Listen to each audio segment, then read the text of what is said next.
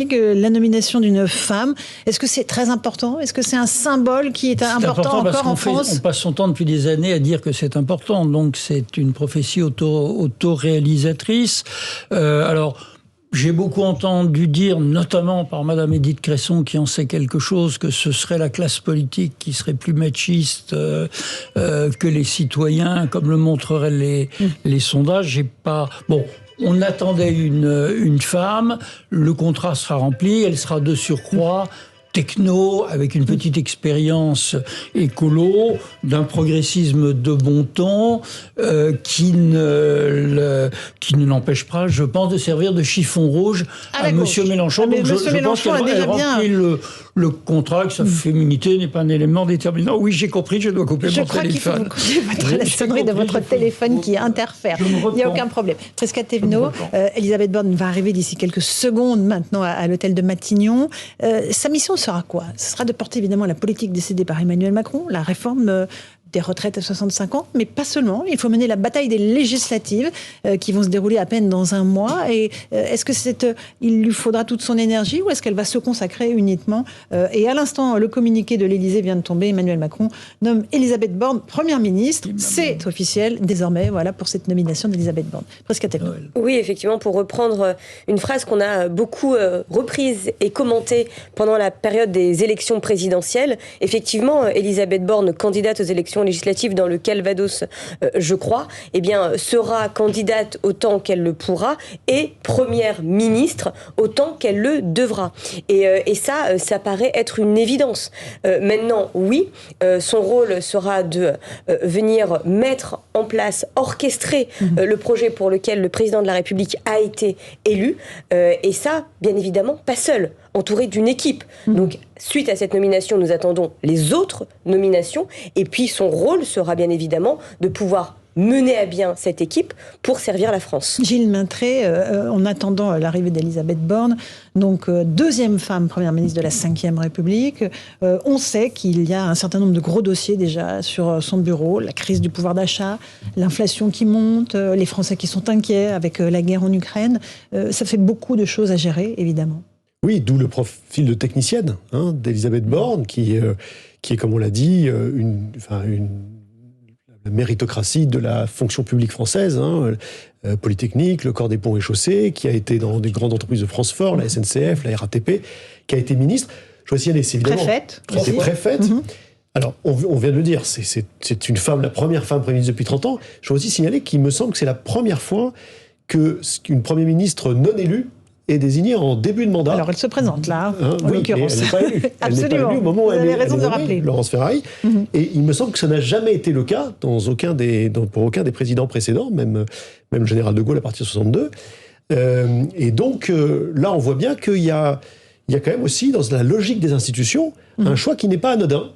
Comme l'est le calendrier. On nomme une personne non élue pour en fait conduire la campagne législative alors qu'elle n'est pas elle-même aujourd'hui élue de la nation. Elle va être candidate, qui pose d'ailleurs la question de savoir qu'est-ce qui se passerait si elle était battue. Un point d'interrogation. D'ailleurs, va-t-elle être candidate jusqu'au bout? Je pense qu'on aura la réponse dans quelques heures. Mais on a cette idée, quand on dit qu'on va vers une présidentialisation du régime, là c'est un signe très fort. Parce qu'on nomme un fonctionnaire, un haut fonctionnaire qui est devenu ministre, donc quelqu'un de premier plan, mais enfin néanmoins un non élu. Et avant même que le Parlement, et on avait beaucoup commenté le fait que finalement Emmanuel Macron décide de ne pas attendre les législatives pour désigner son Premier ministre, tout ça montre qu'on a complètement bouleversé nos institutions et qu'on a basculé dans un régime présidentiel. Le message me semble être exécution et bonne gestion, quoi. C'est ça. C'est pas quelqu'un qui a un charisme politique extraordinaire, même si sur le plan social, elle a provoqué quelques mouvements dans ses passages dans les ministères.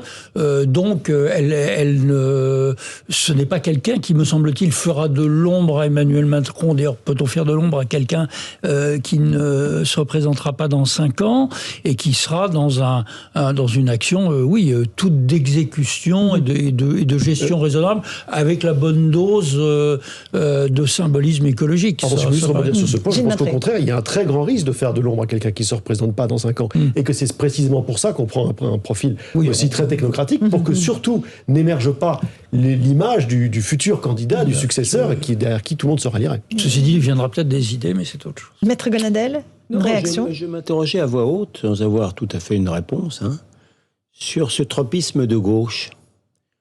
Pourquoi, au regard du résultat des élections présidentielles, où toute la droite confondue a fait quand même plutôt bonne figure sur le plan quantitatif, pourquoi fallait-il spécialement choisir une progressiste plutôt qu'une conservatrice?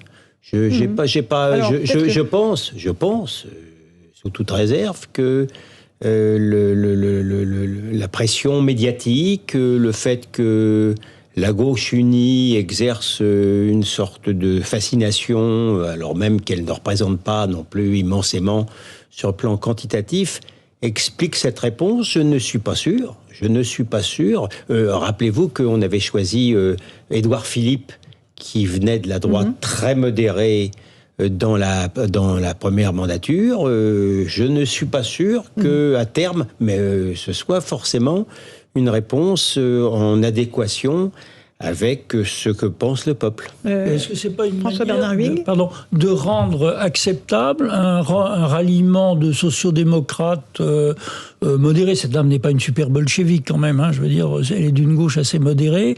Est-ce que ça n'est pas une façon de rendre possible des ralliements de sociodémocrates? Vous pourriez aussi vous interroger sur le ralliement de les autres étant voués au GN du mélenchonisme, me semble-t-il. Voilà, les républicains auraient à supposer... Ils iront aussi. Oui, donc à ce moment-là, non mais j'ai pas de réponse. Alors, Prisca Thévenot de La République En Marche. Oui, mais je pense que du coup, nous avons eu la réponse. Effectivement, il ne s'agit pas simplement de nommer une femme pour la couleur politique qu'elle peut incarner, puisque vous le dites très justement, des gens de la social-démocratie ont rejoint la majorité présidentielle, et des gens effectivement qui étaient réputés du côté des LR ont également rejoint la majorité présidentielle. La preuve, certains se présentent aux élections législatives sous la bannière de la majorité présidentielle. Donc là, l'enjeu... On peut se préciser. Oui, mais quand même... voilà, c'est fait. Et puis, il y en a d'autres qui ont rejoint avant. Donc, je dis que c'est pas juste aussi simple en lecture que ça. Là, l'enjeu, encore une fois, c'est une volonté d'action. Le président de la République a été réélu. Donc, les Français ont tranché et ils ont réélu le président de la République pour agir aussi bien sur la sécurité, la justice, le pouvoir d'achat, les retraites et l'environnement. Et donc, sur l'ensemble de ces échiquiers, on pourrait dire que c'est plus de droite ou de gauche. Non, c'est fondamentalement ce que les Français ont voulu comme action. C'est typiquement du en même temps, le langage technocrate. Mais non, c'est pas du langage du en même temps. En fait, les Français, vous leur dites tout simplement, est-ce que tu veux vivre en sécurité? Oui. Est-ce que tu veux aussi pouvoir être protégé sur ton pouvoir d'achat? C'est pas du en même temps. C'est fondamentalement... C'est un langage post-politique. C'est tout simplement... Non, mais je me permets, c'est tout simplement tout sauf de la technocratie politique. C'est ce que les Français nous disent au quotidien. Je vous invite à vraiment regarder, à écouter sur les marchés. Ils veulent de la sécurité, ils veulent du pouvoir d'achat et ils veulent être protégés. Maître Gonadel et puis j'y vois quand même un signal. Alors, vous pensez que c'est un signal? J'y vois quand même un signal, parce que ceux qui mettent en avant les problèmes de sécurité ou d'immigration auraient peut-être préféré avoir Madame Vautrin. Alors, oui, Catherine Vautrin, dont le nom a été évoqué pendant tout le week-end, qui a provoqué une levée de bouclier visiblement dans la majorité présidentielle, Gilles Maintré, en raison notamment de son opposition à l'époque au mariage pour tous. Enfin, c'est pas une tâche indélébile. Non, je ne vous dis pas ça, mais on revient au timing. C'est-à-dire désigner Elisabeth Borne, qui effectivement vient de la gauche, qui d'ailleurs fait partie aujourd'hui au sein de En Marche, Nouvelle Renaissance, de Territoire de Progrès, qui est le rassemblement des sociodémocrates. Donc elle est de gauche. Faire cette nomination avant que les Français aient voté est quand même extraordinaire. Parce qu'on va bien voir ce qui va sortir des urnes. Est-ce que la France va être plutôt à droite ou plutôt à gauche à la sortie des législatives? Il y a eu déjà, comme le disait Gilles-William Gonadel, une première impression à la présidentielle. Ok, disons que c'est un autre scrutin qui va avoir lieu législatif. Attendons. Là, il y a quelque chose qui est assez étrange. Alors, Jean-Luc Mélenchon, pardon. Non pas Gilles-William Gonadel, mais Jean-Luc Mélenchon affirme un instant Elisabeth Borne parmi les figures les plus dures de la maltraitance sociale, leader de la France insoumise qui martèle, qui va prendre Elisabeth Borne comme tête de Turc. C'est ma théorie du chiffon rouge. Je crois que le fait qu'Elisabeth Borne, mais Madame Vautrin aurait pu le faire bien davantage, serve à exciter Jean-Luc Mélenchon, ce qui est peut-être pas très difficile, fait partie peut-être du contrat. Voilà. Oui, vous pensez aussi, Maître Golandel ? Oui, mais le chiffon rouge, je suis pas sûr que ce soit la couleur adéquate. Pardon. Eût été encore plus ardent, Rubicon, si ça avait été Madame Vautrin. Mais en réalité, je pense que, sans doute à raison, Monsieur Macron considère que les droites sont en plus mauvaise posture compte tenu de leur désunion à l'aube du scrutin législatif que la gauche. Alors, Marine Le Pen, à l'instant, une réaction à propos de la nomination d'Elisabeth Borne à Matignon. Emmanuel Macron poursuit sa politique de saccage social, dit Marine Le Pen, qui se présente aux législatives. Prisca Thévenot, une réaction de La République En Marche. Oui, de Renaissance, pardon. Renaissance, là. Ouais.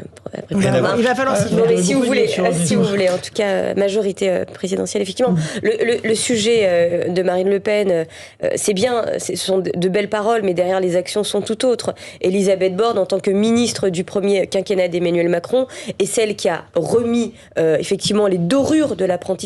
C'est celle qui a permis de mettre en place le chômage partiel. C'est celle qui a permis d'atteindre un niveau d'emploi jamais vu depuis un certain nombre d'années. Et encore une fois, c'est celle aussi qui a permis de revaloriser les plus bas salaires, les travailleurs au SMIC, avec la revalorisation de la prime d'activité, avec la baisse des cotisations sociales, avec la défiscalisation des heures supplémentaires. Une personne au SMIC s'est vue réattribuer l'équivalent d'un 13e mois. Donc les mots, c'est bien, les actions, c'est encore mieux. Et ces oppositions, Jean-Luc Mélenchon, et Marine Le Pen, excusez-moi du lapsus, qui n'en était pas un d'ailleurs, ils ont été là. Et on peut regarder aussi leur vote au Parlement, et sur tous ces sujets, ils ont voté systématiquement contre. Donc je pense qu'il est peut-être temps aussi de gagner un peu en solennité, en responsabilité. On fait une toute petite pause, on se retrouve dans un instant, on reviendra sur cette nomination d'Elisabeth Borne. Elle est donc la première ministre du quinquennat d'Emmanuel Macron. On reviendra aussi dans un instant sur la situation en Ukraine et la